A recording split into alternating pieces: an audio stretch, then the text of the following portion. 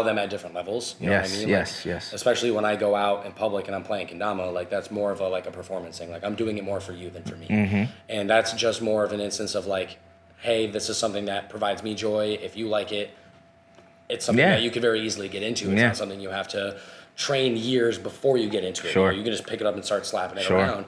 Versus like even yo-yoing back in the day, everybody when they saw me do this, they're like, there's no way I could ever do that. And I never got anybody to do it with me. Right. Well, I mean, because they thought it was too hard, and that's understandable. Yeah. But like everyone starts somewhere. Right. And you have to be willing to put yourself in that vulnerable position to start. I think, you know, with a lot of stuff, people are just fearful. Oh yeah. But it's a fact of life. I think we're getting into a place in society now, like it's just more or less that fear. You don't have to really shake it anymore because you can live your entire life and be who you want to be and ignore the bullshit and live pretty okay. Yeah. You know what I mean? But at the same time, like you said, there's so many things out there that bring people joy that now I think with, you know, social media, things like that, you know, without sounding too old, you know, I think they help broadcast so many different avenues that weren't tapped into before. You know what I'm saying? And for better or for worse, because you'll always have, no matter what platform you have, there's always going to be some level of toxicity that lives. Yeah. And whether it's accepted or not is a different level of conversation. But like when you get into these sub communities that are already so positive and enlightening, when you approach the social media aspect of them, they are very well controlled in that same field of positivity, growth. Joshua Flowgrove, shout out to Sweet's legend.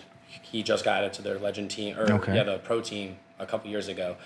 But he's all about positive growth mindset and just taking like the silver lining in things, but also understanding that like you have to take the bad with the good. Yes. And really going through those trials and tribulations to get those results, because nothing that was worthwhile was easy. Yeah.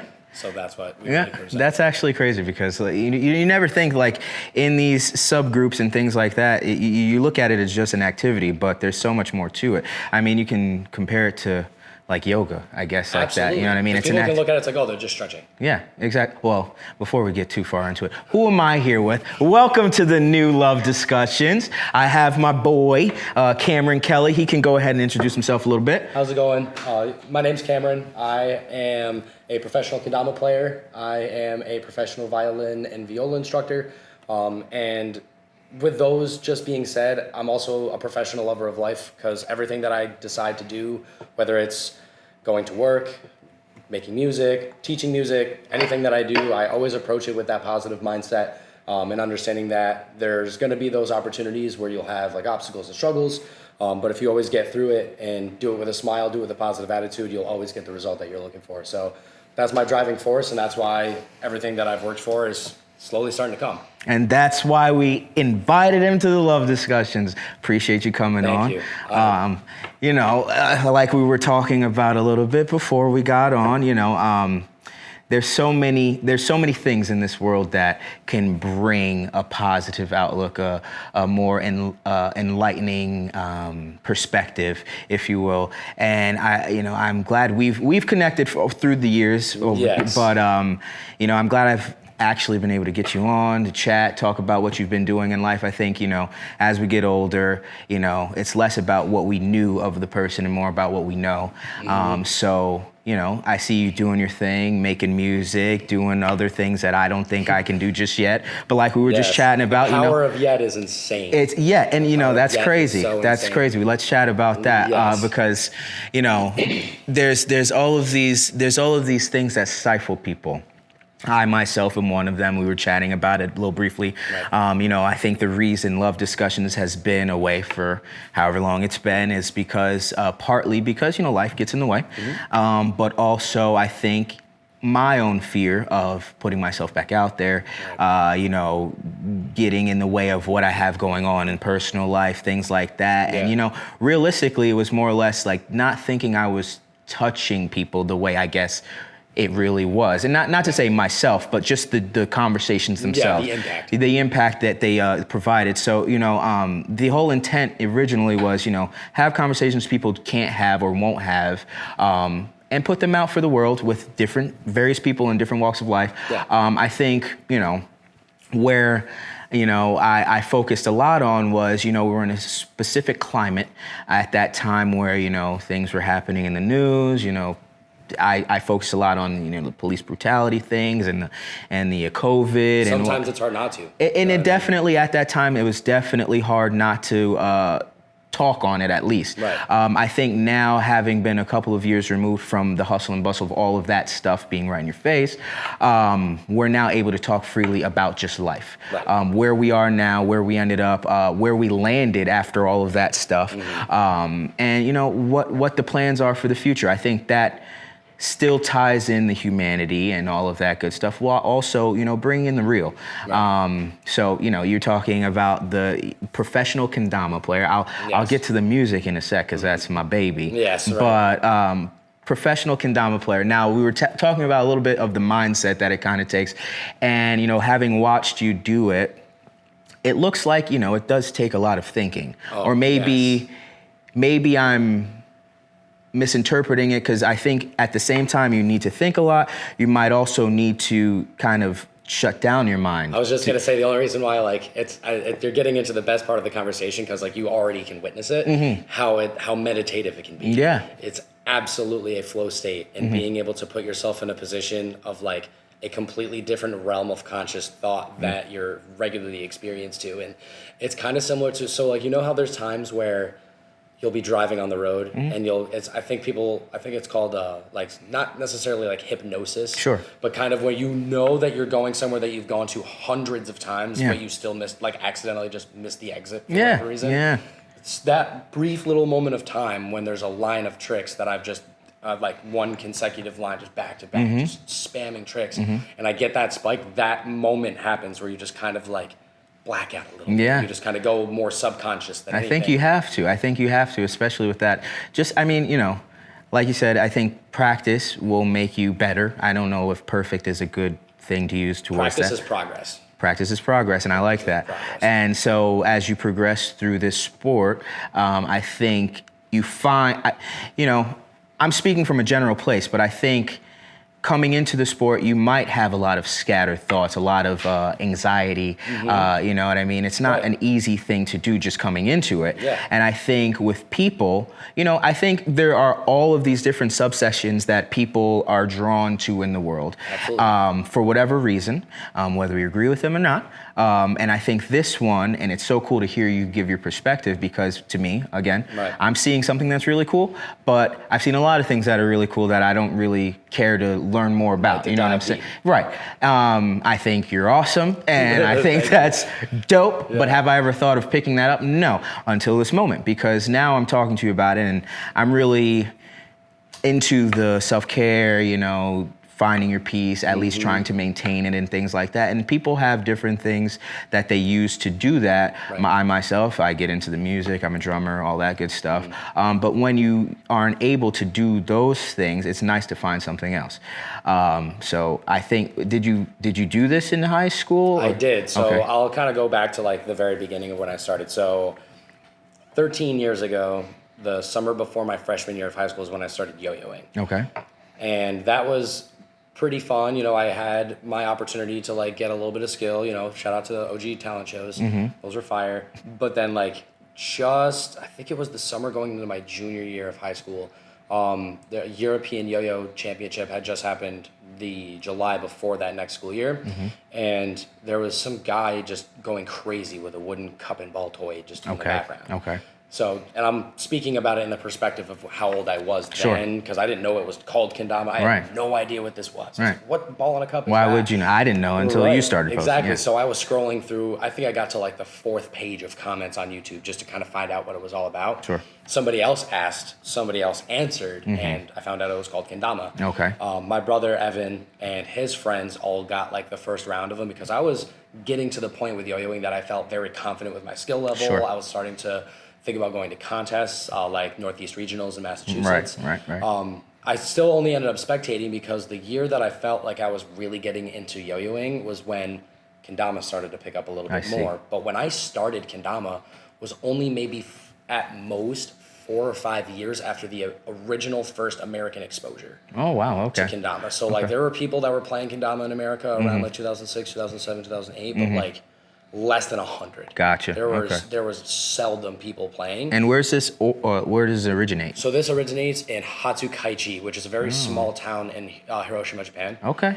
Which that's where the Kendama World Cup is held. All right. So we'll get more into the contests and like the scale of them because I actually just got back from one this weekend. Really? Okay. But when it comes to like the origins of Kendama, so it dates all the way, like versions of this date all the way back to ancient Alaska, like Inuits around 600 AD. Gotcha. It's barbaric, but they would take walrus tusks, sharpen each end, take sinew through the center, and they would basically take a hollowed skull and try to catch it from side to side. Oh, wow, okay.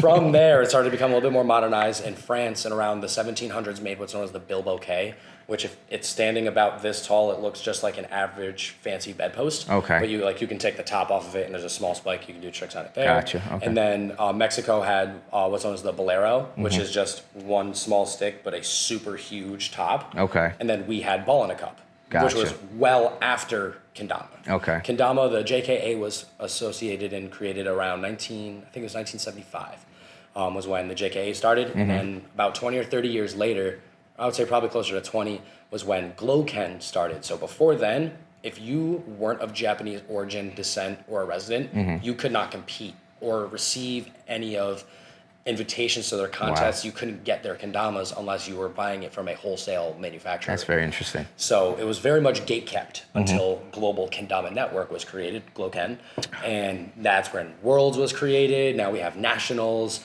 we have EKC, which is what this Tama is modeled after. Okay. This is the skyline of Leiden, Netherlands. Oh, wow, all right.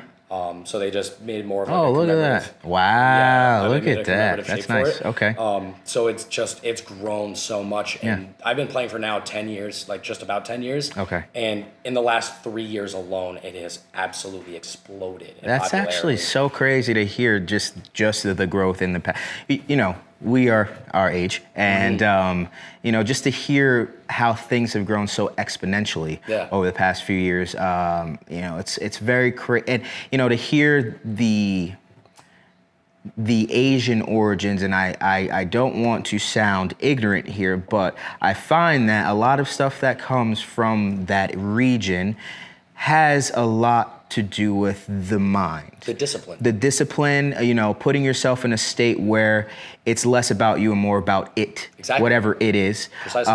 And just you explaining all of that to me, and now all of this makes sense. You know, I've seen these things Right, in and we're stores. still only at like the tip of the iceberg. Right, and we're, you know, I think it'll continue to grow and do this thing. You know, as long as people are being educated on it, and getting the history, you know, because like I said, I'm completely ignorant to something like that. I think it's cool, but just hearing the brief history that you just provided, it's like, wow, okay, yeah, all right, maybe I do want to try that out because now that's cool. Right. You know what I mean? But even from the inclusion side of it, I've now created a community locally in the Capital District called fiveonelaced. Oh, okay. So anybody who's in the area who either has a kendama, wants to get into kendama, I wholesale them. Sure, okay. So I typically usually give a first timer their first one for free. The only price is that you have to spike it. Okay. So it's a win-win. You get to learn your first spike, and you get to keep that kendama and bring it home. That's dope. It gives you that extra sense of purpose towards that because you have already achieved something on that. And then you get to slowly watch it beat in and beat in. You get to literally look at the results of your hard work onto the kendama. Right. Wow. But we have age ranges from like 18, 19, 20 years old in our group to 30, 32, 33-year-olds. Wow. And when I go to contests, they have, like especially Kendama World Cup, they have a 40-plus division. Wow, okay. They also have a 6 and under division. Really? Okay. So there are 6-year-olds who are better than most beginners. That's honestly very, very, very cool. And then, you know, to hear that it wasn't super inclusive to begin. Yeah. You know, it's interesting because I don't think it was like intentional for sake of, you know, not wanting people to do it. It's keeping tradition. Yeah, keeping tradition, which I totally agree with. Yes, and I respect that. But now I'm glad that, you know, you were able to find it and be able to do this in 518. So let's talk about, you said 5-1-laced? 5-1-laced. Okay, and because the laced comes from like whenever you land a trick. Sure. Like the one of the slang terms of like hitting it. So you laced it? Yep, okay. Laced. All right, I'm learning. Okay. Yep. So with this, you just go out into the community and find. Yeah. So the main spot that we play at right now, we'll go to like Freedom Park. Okay. Over by Jumpin' Jacks. Gotcha. We'll just meet up, grab some food, and whoever some drinks, passes some by. speakers, and so it's me, Fat Harold Beats, shout out to my boy Howard, Sean Murphy, my buddy Adam, and like I think we have like 12 or 13 people that we have. So anybody who's available, we'll just. But we have people driving from Kingston, people driving from Oneana, who are just to play Kendama. That's actually very cool, and I'm glad you're doing all of that because I didn't even know that. Well, for contest purposes, like now that I'm actually starting to get to that level, my very first contest was online during COVID, but that was nationals. Gotcha. Okay. So I competed in the amateur division. So there's beginner, intermediate, advanced, amateur open, then pro. Okay. Because I knew that I was above advanced because at this point I'd been playing for almost 8 years. Sure. But I was not touching pro level tricks. Like these are tricks that I still like. I'm now getting to those tricks because I'm at that professional level. 2 years ago I wasn't touching. Right. But I placed 8th out of 64. So I was like, okay, if I can top 8, which for me that's a finalist. Top 8's a finalist. So the beauty of Kendama is you take that as a win instead of like, oh dang, I didn't get first. Yeah, because you're getting up there. Yeah. Right. So you work your way up. I took that energy to the following year when they did it in person. So I flew to Minnesota, and they had it in a Hilton, which also had like a conference area for the first 2 days of the contest. Okay. Third day, which was for finalists, was at the Varsity Theater. Okay. And I placed 2nd out of 94 in the amateur open division. So once I finally got a podium, that was when companies were starting to take a peek and say, hey, like, we see what you're doing. If we offer you product and you like it and test it out, like, would you be interested in a position? Yeah. So luckily enough, I was able to have good interactions with a few of the representatives at nationals, just kind of like hanging out, playing Kendama, trying their shapes out. But this one right here, shout out to Occult Kendamas. This one is going to be the one that I think I'm going to look for the most because I haven't officially made a decision. Okay. But all right. These are the ones that I think I'm going to go with, only just based on its playability and how I've been able to kind of tap a little bit more into the effects that the shape has. I see. And we can get more into that too. Yeah. Excuse me, but with these, the shapes all look the same because you have 3 cups. Sure. And a spike. Yeah. But like these individual ridges, the actual like angles of the stall points, that all changes. Of those, and they're like trademarked and patented. I see. Okay. All right. Because I was going to ask about what makes, this is so new to me that, I'm learning about it. And with the different brands, it has to be something different for them to be different. You know what I mean? Right. Yeah, exactly. Especially like with paints and stuff. Yeah. It gets you to a point where like these 2 individual pieces are from 2 different companies. This one's from Israel. This one's from my buddy in like Long Island, New York. I see. So you can make different mashups and different setups, but like this setup in particularly, like you can't take this off and replace it with something else. Right. They're perfectly fit to each other. Right. All right. Now, you all right? Yeah. Okay. Maybe a little beverage. You need some water? Go ahead. Get some water. There's some water. All right. Just, we're in no rush. And editing is great. Yeah, exactly. So you'll be all right. The power of editing. Greg, you want a little paper towel? Sure. Yeah, it's Thank you. Yeah, I'm chilling. So. I also sweat about shit that I love. Listen, I feel that. I love doing my brain. I sweat eating, so. Sweat eating. Oh, that's hilarious. That's so funny. a couple right here. Yeah. But that's cool. You're at 15 minutes. 15? Yeah. That's not bad at all. We'll chat a little longer. Yeah. I think the next young lady will be here in a little bit. But let's jump back into that because I'm curious to see, okay, so you're a professional. Yep. I want to know, honestly, how do you get scored on tricks? Yeah, absolutely. Because, in other things, there's kind of like a set thing. I feel like there's so many aspects of your trick. Is it like a length thing? Is it difficulty? Because I'm relating it to like skateboarding kind of. And that's what I'm saying. You're already like pretty much got it down without really being told yet. So the beauty of this part is that I can kind of get a little bit more in depth with the types of contests because you would think that like with just cups and a ball, like you might be either told to do a freestyle, which is like you said, like a time-based, which those exist. Right. Or what's known as an open style, where you have a list of tricks you have to hit. I see. So there's names to these things. Oh, there's so many more too. Okay.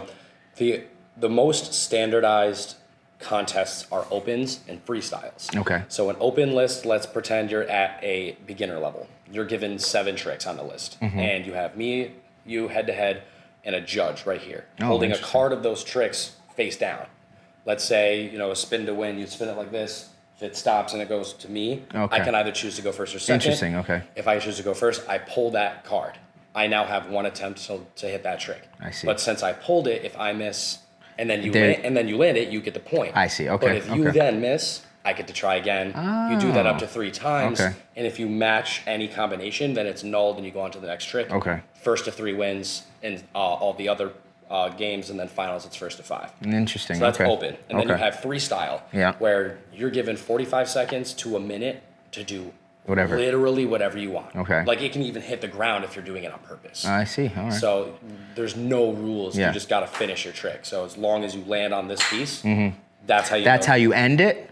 That's how you end that trick. Okay. Not your whole freestyle. Okay, I see. But those are usually based on creativity, precision, flow, variety, and difficulty. Okay. So that's usually like the main 5 categories. Yeah. But getting back to what we were talking about a little bit earlier with like the age thing and how like it's a little bit more Asian oriented. At EKC, which this time I was commemorative of, a 13-year-old named Yasu won the freestyle with basically 4 out of 8 completely flawless runs. Wow, okay. And those 4 flawless runs are now in the conversation of greatest freestyles to have ever been performed on stage. And he was 13 years old. Still competing and stuff? Okay. Yeah. All right. He won 2 worlds in a row at 11 and 12, beating out like people who have been playing kendama for almost twice as long as he's been alive. Wow. So it really has gotten into it like a different level of person. Sure. And you can get as far as you want with kendama. Like, so even with more contests like this past weekend, there was freestyle, Ken tournament. So Ken is like horse. Okay. Add-on. Okay. And add-on is like if I do one trick, you have to then do that trick and then add something else to it. Okay. And then whoever messes up, the other person gets the point. Gotcha. And then there's kendama bingo, which is what I won. I won the kendama bingo, which was sweet because at first I didn't know there was a cash prize. Really? Okay. Yeah, but I took home like a big, almost like it's like a £1.50 kendama and $200. Nice. Okay. And then from there, it's just like regular bingo. Yeah. But instead of somebody else like calling out the trick name and you have to do it, yeah, it's a race head to head to see who can get the line first. So like people can block, there's different strategies, but you do it as a team. And then the sudden death final, because there can only be one winner, you have to face your teammate. So the entire time you get to learn what your strengths and weaknesses of your teammate are. Right.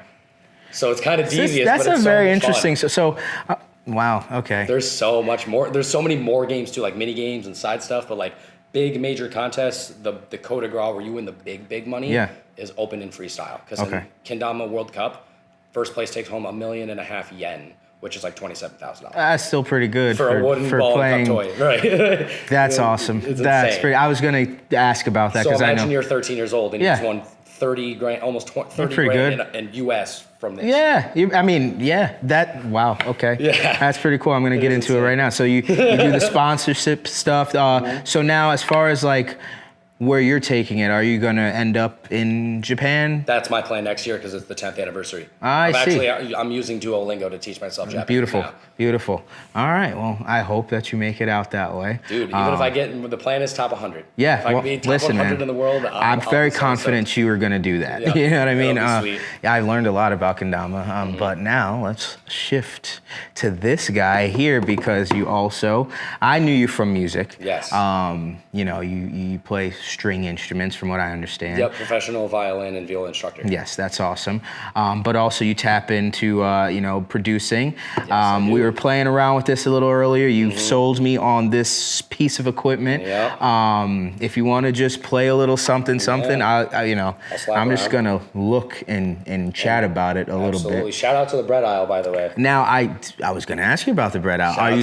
You're still doing stuff with them? All right, shout out to the bread aisle. We might even though I may not have like too much time to like sit down and really produce music now, I do still have time to pull up to this to Smash the studio and record violin. I still do the music reviews. Dope. And I also do their podcast sometimes with them. I'll do like special guest features because Howard and Chris just came back from eForest, and that was Howard's first big festival, and I go to festivals all the time, so I just was like wanting to sit on the conversation. Got you. But at the same time, like now that I am getting a little bit of a different work schedule, because I was previously working 3 to 11. Right. Now I'm working 7 to 3:30. Gotcha. You know, I have a little bit of extra free time, Sure. but now But life is starting life. to pick up. Yeah. Right. So I balance what I can. Yeah. But yeah, I'm still pretty active in the bread. Well, that's pretty dope. So, okay, so aside from the bread aisle, Yeah. what do you do with your music? What are your plans with it? Obviously, are you trying to sell it? Trying to sell your beats and stuff? Yeah, I mean, the really, really main goal is to like start really getting a good, solid understanding of in-depth and like melodical music production. Yeah, sure. Just more in the concept of like being able to make music that doesn't necessarily sound like copy paste. I feel that. You know what I mean? Because there's so many different subgenres of different types of music out there where you can just make 8 bars and that's the whole track. Yeah. But at the same time, like there's so many more opportunities for people to start using more music theory and classical influences to Absolutely. now transition into electronic. Yes. Like we were talking about earlier, shout out to Apache and Son Holo and those guys. Yeah. But realistically, I want to start like actually getting to the point where I can produce and DJ. Okay. Because I mean, I've been going to so many festivals, and I know that from a performance aspect, I have what it takes. Mm-hmm. And as long as I get a good sense of the actual, like the technological side of working CDJs. Sure. Shout out to the homie Muddrop, who's teaching me a lot of that too. That's really all I feel like I would need, because if I had CDJs, I could use the CDJs for like the queuing of all of the tracks. Right. This would be my live performance when I have it all stemmed, and then I just have external instruments. Do you see yourself like doing festivals if that's what the cards were dealt? Oh, that would be wonderful. Yeah. But even if it's just like pop-up shows here and like 12 but you people do show see up yourself performing here and there. All right. Now I feel that, you know, because I was talking to you about this stuff more or less because I do this stuff in my house and I have a little setup, but that's more for like myself. Yeah. I do it here and there for like other people if need be, but like I find that how we were talking about things that allow you release and, you know, catharsis and things like that, I find music in any way it can be produced is my kind of release. But with that being said, I find that, you know, maybe my equipment isn't what it should be, and I see you messing around with this little guy and making full songs while we're sitting here. So, yeah, that's pretty cool. Yeah, facts. Let me get one going. Yeah.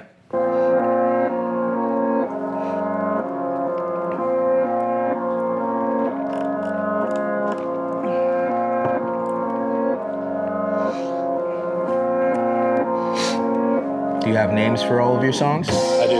Okay. Full length features, or are they just looped? Some of them. Okay. All right, time to freestyle. Love freestyle. Here we go. Yo, I'm not freestyling.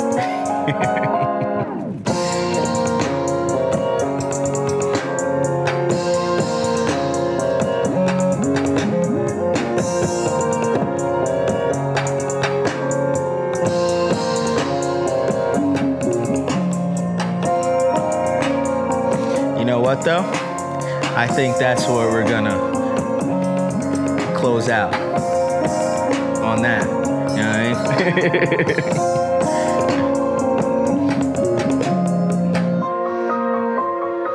mean? Now, Cam, I want to like talk to the beat now. I'm glad you were able to come on and chat with me about a little bit of what you do professionally. Is there anything else you'd like to let the people know about you and what you're about? If you're not playing the Kendama, you're missing out. And definitely check out his 5-1-Lace if you're local in the area. Please, if you're looking to get interested into it and you're like, oh, they look so expensive. Like the one around his neck looks like it's $100. I mean, it is, but you don't have to get this one. You know, like I have probably over 130, 140 in my collection, and I wholesale. So if you don't mind to use one, I could always take one that's on the shelf, just collecting dust. If you want a freshie, I got you. Your very first one, the price is just a spike. So your first one's free. You just got to do a trick. So there you go. All right, close us out. Thank you very much. Yes, sir. Love Appreciate discussions. Absolutely. Yeah. Sick. And yeah, that was dope. I like that one.